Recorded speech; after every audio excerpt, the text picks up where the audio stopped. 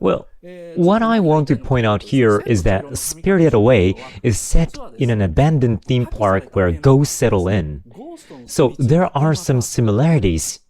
So at 9 minutes, Chisato's parents, Chihiro's parents, I keep saying her name wrong.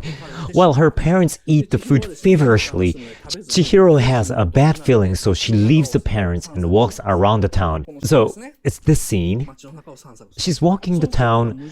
An empty downtown extends endlessly. There are lanterns that are later lit up beautifully. What I like here is that composition where Chihiro stands at the corner of the screen. Also, pay attention to where the shadow is. There are the buildings that are right above, or they tilt slightly as the sunlight shines in. These details foreshadow the scary events that happens later, so every detail has a meaning. Chihiro is put on the opposite side of the shadow intentionally to say that it's still right outside and nothing has happened yet, but something will happen soon. And in fact, the story does get scarier and scarier from here and on. So, as she climbs up the stairs, she sees a mysterious building. There's a gorgeous pine tree and a garden lanterns, and beyond them, an arched bridge with red handrails. And beyond that arched bridge is a gigantic bathhouse named Abraya. Well, the red arched bridge is built for a practical reason as well, but it's made to follow a rule of Chinese thoughts of Shengxian, where any place mountain wizards live has an arched bridge for visitors to cross so they can enter a different world. The rich people back in old days in Japan built Japanese gardens, but despite the names, they were supposed to be sacred lands of gods where Chinese mountain wizards would live.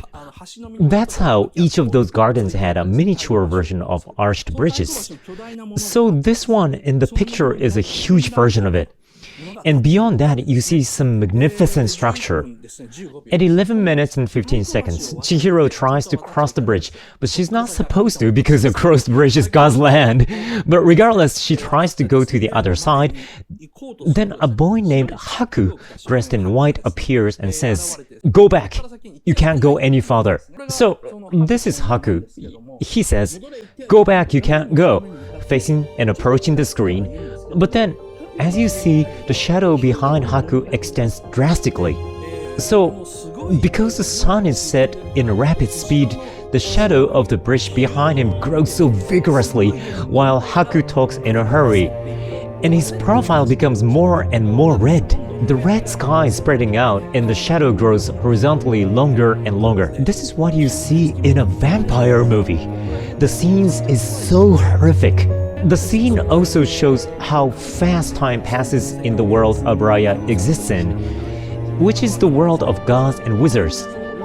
As you can see from here, it's 10 times faster than the real world.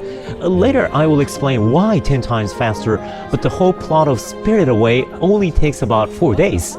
It's only 3 nights and 4 days in length, but it's about a month long in the real world. Then the lanterns are lit up and black shadows grow out of the ground on the street that was previously unmanned. And Chihiro panics and tries to run back to the parents saying, "Dad, Mom!" Then the parents have unnoticeably turned into pigs as a punishment for eating the offering for the gods.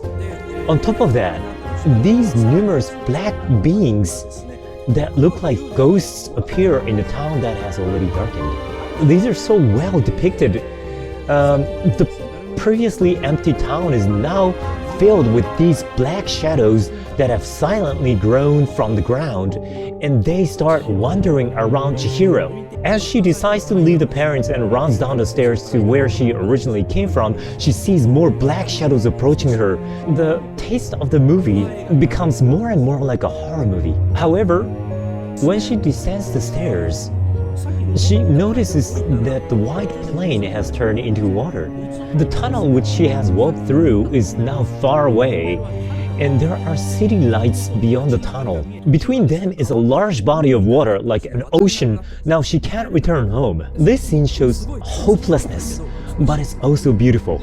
It also shows how Miyazaki doesn't just explain things but rather show them visually. Chihiro says, "It's all lie, disappear, disappear." Then her body starts becoming translucent. Then a tremendously gorgeous and luxurious fairy appears. And from that fairy, a lot of strange monsters come ashore. But Chihiro also sees them through her translucent hands. The scene depicts two different situations. One is that Chihiro is in fear as she realizes her body is vanishing. The other is that through those hands she finds the glimmering fairy. The two circumstances of what is happening to her and around her are being visualized simultaneously in one frame, so I can't say how well this scene is shot. It's not explanatory but more suspenseful, which makes the viewers curious to see what will happen next. The storyboarding in this scene is a true masterwork.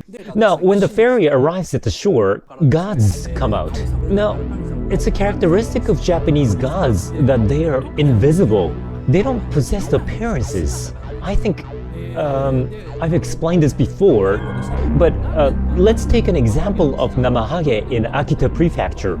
People cover their virtual gods with masks and straw capes to pretend that's how they look like, knowing that essentially gods are shapeless.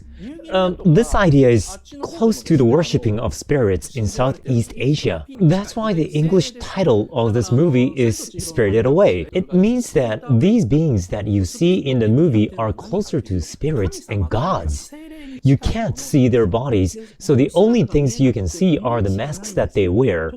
However, those spirits in the movie become more and more substantial and visible to Chihiro as they come ashore, even though they aren't supposed to be. So this world is in a realm that is between the real world where the humans live and the world of gods. So the monsters come ashore one after another, but Chihiro at this point just think of them as monsters, not gods. Chihiro freezes in fear. Then Haku, that handsome boy, arrives and lets her eat food from this world. She needs to eat something that belongs to this world or she disappears. When she eats it, her body finally goes back to normal. After that, Haku takes Chihiro to the side of Abraya and tells her that she needs to go see Kamaji, who is in the boiler room, and ask him for a job.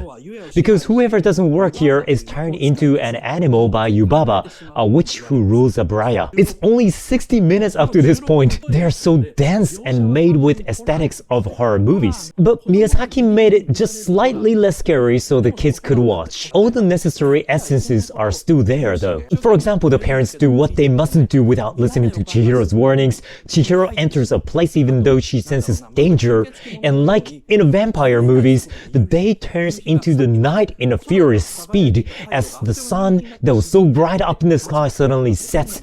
Then these strange beings appear on the dark street. These amazing scenes unfold one after another without an interval in such short time. This is really the best horror movie sequence in the world.